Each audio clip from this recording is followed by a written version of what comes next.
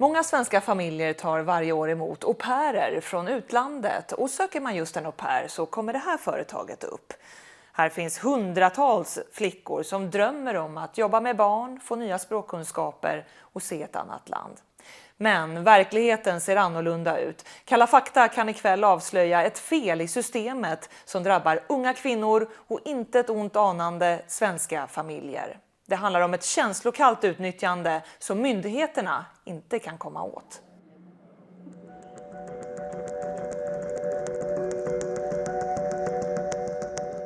Den 3 oktober 2013 anländer en 18-årig flicka från Nepal. Vi kallar henne för Ashmi.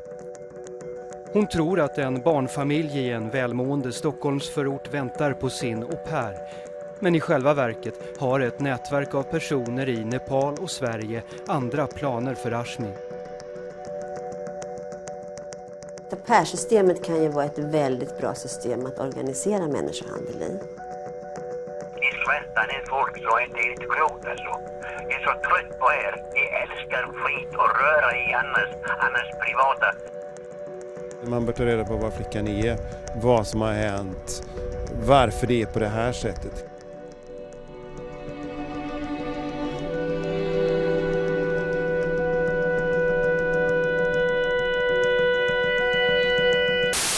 En au pair måste inte komma och hamna i en barnfamilj. Va? Ungkarlar, jag är till och med min ålder, va? Som har en au pair. Jag är själv en au pair. Detta är Jon Hjalmarsson. Företaget Scandinavian Au Pair Center beskriver sig som en av världens mest erfarna au pair-förmedlare.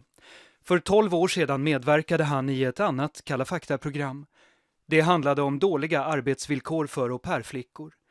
Vi ska återkomma till Jon Hjalmarsson för det kommer att visa sig att han har en central roll i historien om Ashmi.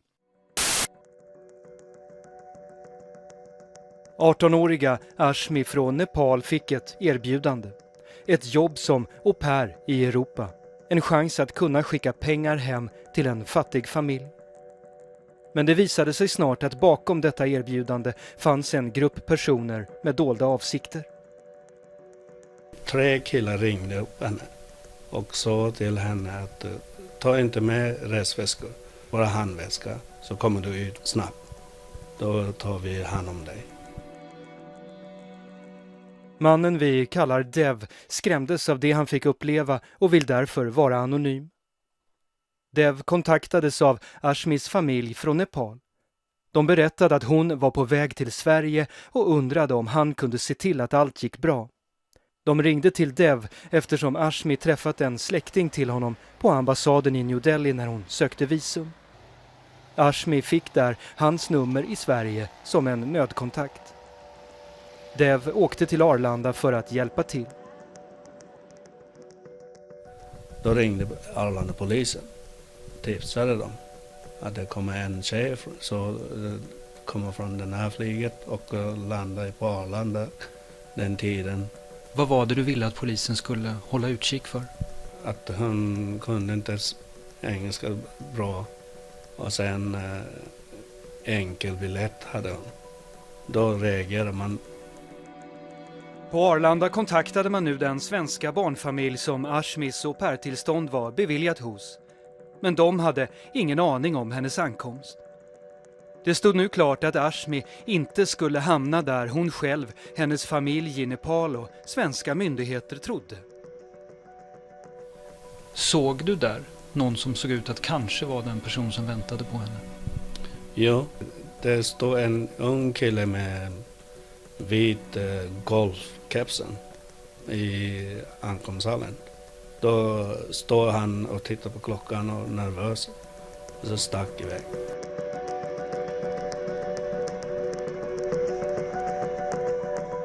Det finns ju många scenarier man kan tänka sig. Men det är klart att om det går till på det här sättet att det organiseras så att någon tar emot det här barnet så gör man ju det i något syfte. Och det syftet är naturligtvis att vinna någonting på det. På Stockholms länsstyrelse är en av korridorerna nationellt center i kampen mot människohandel. Ingrid Åkerman har sysslat med frågan och dess offer i decennier. Jag tänker att au pair-systemet kan ju vara ett väldigt bra system att organisera människohandel i. Och speciellt från de här länderna där det är stor fattigdom och där man söker, där både unga och vuxna får vara med och försörja släkt och familj i ursprungsländerna. För Ashmis familj i Nepal hade erbjudandet om jobb i Europa förvandlats till en fälla av skulder och hot. Nätverket bakom menade nu att deras tjänster kostade motsvarande 50 000 kronor. En summa som för en outbildad nepales motsvarar många årslöner. Ashmis far var sjuk, familjen fattig och nu dessutom i detta nätverksgrepp.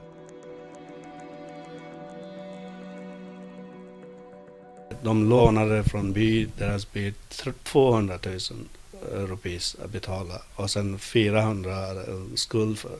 Men då var han riktigt arg, kille som ordnade visum och så.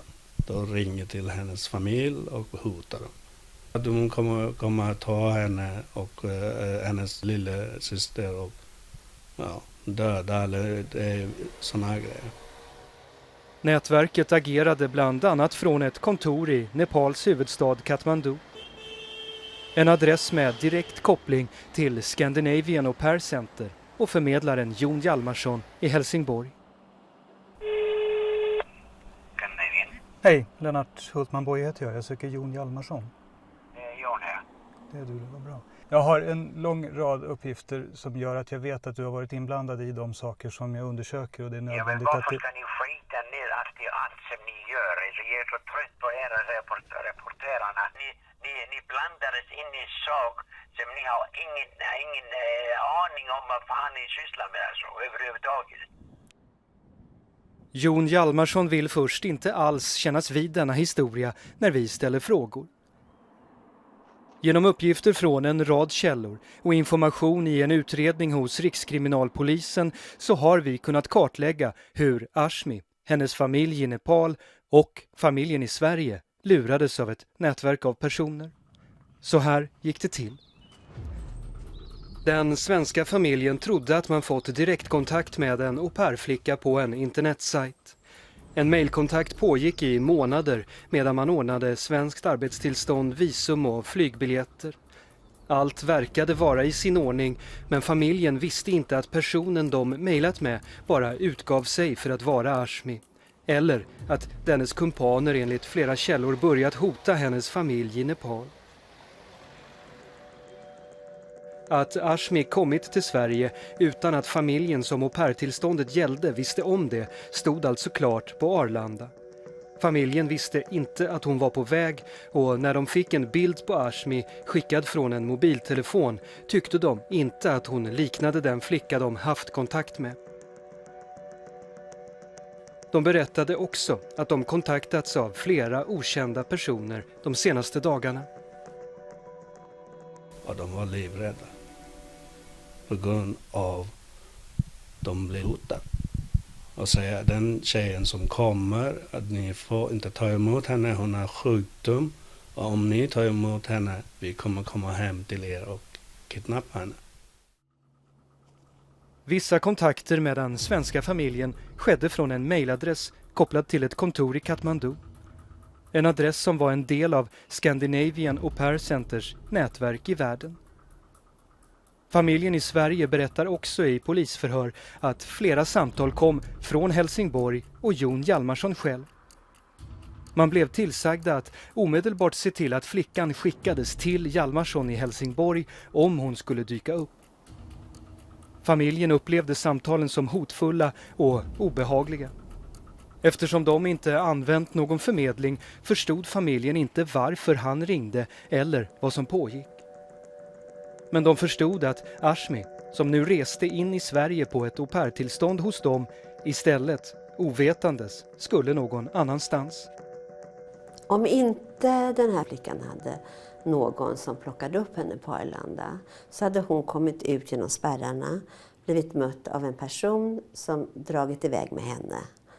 Och hon hade trott att hon skulle jobba som au pair och egentligen hamnade hon i någonting annat. Och vad det är vet jag inte, det kan vara sexhandel Eller de kanske bara är intresserade av att få hennes papper, för hon har ju de facto kommit in i Sverige med schyssta handlingar. Du har själv personligen ringt till den här familjen och sa att de skulle skicka flickan hem till dig. Ja, det var den flickan. Det var så att flickan bad oss om hjälp och vi placerade henne till en annan familj och vi sa till den familjen att hon kommer. Men nu säger du saker som inte stämmer. Hon placerades inte alls hos någon annan familj. Ja, var hamnade hon då? Innan hon kom så blev familjen uppringd av bland annat dig och upplevde det som hotfullt och att flickan skulle skickas hem till dig, sa du. Det stämmer inte det som du säger alltså. Ni skriver bara skit och svärtar ner folk, så är det inte klokt alltså. Jag är så trött på er. Ni älskar skit och röra i annars privata. Ganska så direkt så tog han min hand i sin hand in till sitt skrev. Jag tänkte, fan, jag blev så ställd för att på något sätt hade man ju så fått förtroende för honom, att han var som min handledare.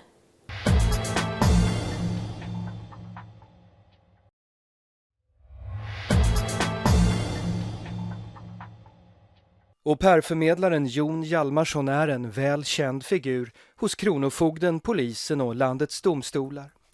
Hans inkomst är på pappret mycket liten, men hans skuldsaldo hos kronofogden flera 100 000 kronor. Han är tidigare dömd för grovt narkotikabrott, rattfylleri samt bokförings- och skattebrott. Och han är nyligen dömd för sexuellt ofredande av 3 olika au pair-flickor som alla trodde att han skulle hjälpa dem. Ganska så direkt så tog han min hand i sin hand in till sitt skrev. Hon var 21, hade avbrutit ett au pair-jobb på Irland och hennes förmedlare, Jon Hjalmarsson, plockade upp henne på flygplatsen. Och jag tog ju bort handen flera gånger, men han tog tillbaka den in till sitt skrev då. Och under hela bilresan så säger han saker som att jag har aldrig träffat någon som dig, jag skulle lätt kunna tänka mig att gifta mig med dig, jag skulle vilja skaffa barn med dig och sådana här saker. Den då 68-årige Jon Hjalmarsson hade lovat henne husrum några dagar medan han skulle ordna ett nytt jobb. Och det som börjat i bilen fortsatte i huset. Och då tryckte han ner mig med sin överkropp ner mig i soffan. Och så tar han upp mina ben över sin och så börjar han smeka dem så här. Och jag har varit helt stel därför att så där nära är man ju inte någon överhuvudtaget. Och jag bryter ihop då också. Och sa att jag vill verkligen till min syster. Och pratade med henne i telefon under tiden jag var där då. Och det sista hon sa som vad du gör, ta det därifrån helt enkelt. Hon var inte den första som polisanmält hans sexuella övergrepp, inte heller den sista. En tid senare tvingade han, enligt en annan hovrättsdom, sina fingrar in i en 18-årig flickas underliv i samma soffa. Och nyårsnatten 2013 omringade 4 poliser hans hus och lyckades få ut en ung holländsk kvinna genom ett fönster. Skakande och rödgråten berättade hon i polisbussen hur hennes au pair-förmedlare tvingat hennes händer till hans könsorgan. Hur hon låste in sig i ett av rummen i hans hus och ringt till en vän. 3 flickor som alla avbrutit ett au pair-jobb Jon Hjalmarsson förmedlat och sedan erbjudits omtanke. När jag kollade upp agenturen då via Arbetsförmedlingen som till och med rekommenderar den här sidan, för det såg seriöst ut med Migrationsverket, och jag tänkte mig att det här kan ju inte vara något fuffens med det här, och sen kontaktpersoner så står ju han högst upp ju. Och jag kan inte förstå hur det kan vara för de andra 2 tjejerna som blev utsatt för värre saker än vad jag blev, när jag tycker att det här är så tungt. Jag kan inte fatta vad de går igenom. Här har vi massor av flickor som är till Sverige. Så här uttryckte Jon Hjalmarsson sin syn på au pair-flickor i programmet 2002. Hon var också au pair från början. Titta här. Då ser du mina föredettor här, va? Du ser inga små tjejer jag har haft alltså. Som är mina ex-flickvänner, som man säger. Jag ligger i drömställning på det sättet. Säg till flickan, vill du komma över mina au pair och vara min flickvän eller vill du gå som familj, va? Och så säger jag till dem att de inte fungerar så ta och skaffa en familj till dig. Vad många killar får pengar för sina gamla flickvänner alltså. Vi har gått igenom alla Migrationsverkets beslut om au pairer som sökt utifrån EU under de senaste 5 åren. Under 2010 beviljade man enligt dessa handlingar en au pair till Jon Hjalmarsson själv, en 25-åring från Moldavien. I ansökan med blankett från hans egen förmedling uppges att det handlar om en familj där 2 föräldrar, ingenjör och tandläkare till yrket, har 3 små barn. Jon Hjalmarsson var i själva verket en då 67-årig man utan små barn och nyligen dömd för bestickning efter att ha skickat godiskorgar till de poliser som i brist på bevis lagt ner en utredning där han misstänktes för våldtäkt av en au pair-flicka. Men inget av detta har Migrationsverket kollat. Om det handlar om brottsliga handlingar, då blir det en fråga för andra myndigheter och polis i det här fallet givetvis. Menar du att ni inte ens får titta i misstankeregistret eller ens i befintliga domar i tings- och hovrätt? Vad det är för personer som ni beviljar au pairer hos? Vi har ju direktåtkomst till de här registerna, men med väldigt starka begränsningar vad det är vi får kontrollera. Vi får inte regelmässigt använda det eller godtyckligt använda det i vilka ärenden vi vill. Och det här är ju till syvende och sist till skydd för den personliga integriteten. Jag har inte haft någon jävla au pair alltså. Jag vet inte, vi har aldrig skrivit några papper på oss. Överhuvudtaget inte alltså. Enligt arbetstillståndet har Migrationsverket beviljat en au pair hos Jon Hjalmarsson. Det tycker jag är jävligt konstigt. Det papper skulle jag vilja se alltså. Jag visar det gärna för dig om jag får komma och hälsa på. Ja, vi kan träffas. Eller kan du ringa mig klockan 9 kan man göra. När en ansökan är beviljad så får den unga kvinnan ett inresetillstånd till Sverige och Schengenområdet. Och på den marknad för människohandel som Europa utgör så är unga kvinnor med inresehandlingar potentiell hårdvaluta. Men Migrationsverket undersöker inte om en au pair kommer till familjen, hur hon har det eller var hon egentligen är.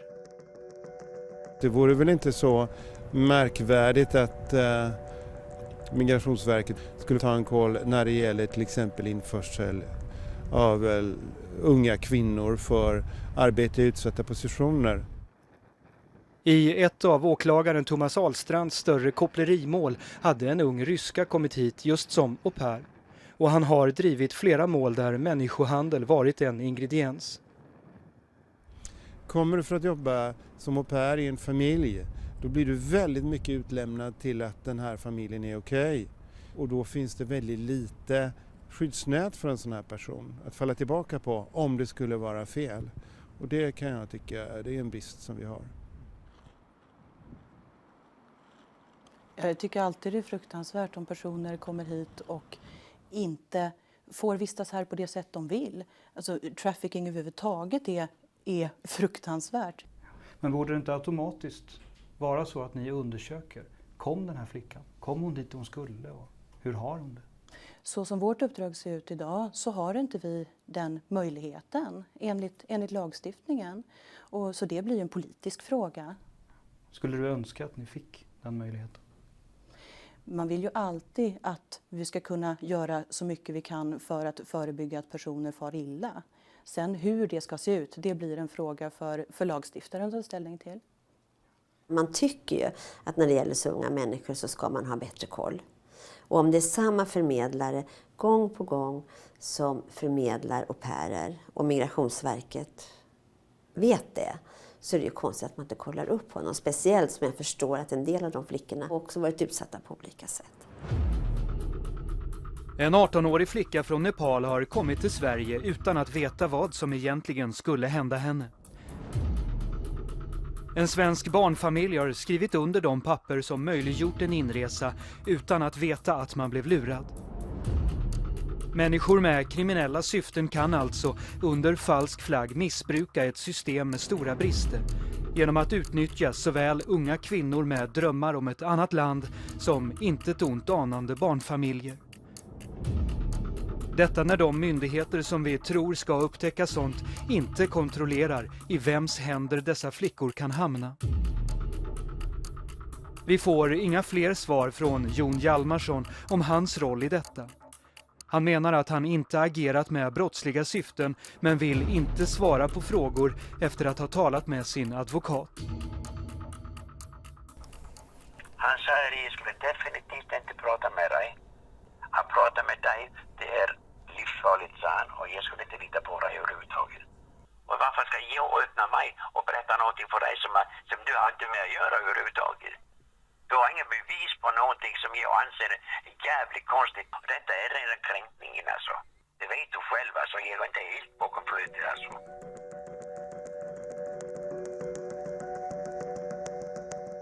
Vi har avstått från att låta flickan vi kallat Ashmi medverka i detta reportage. Gränspolisen lämnade över henne till en organisation som arbetar mot människohandel. Efter några veckor på ett skyddat boende kunde Ashmi återvända till Nepal. Nu får hon hjälp med utbildning och att starta en liten butik.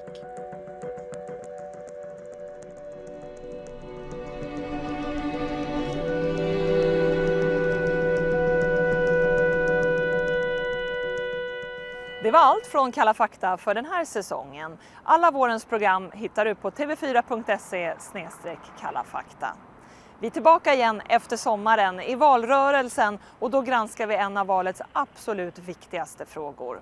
Stort tack för att du tittar och vi ses igen efter sommaren.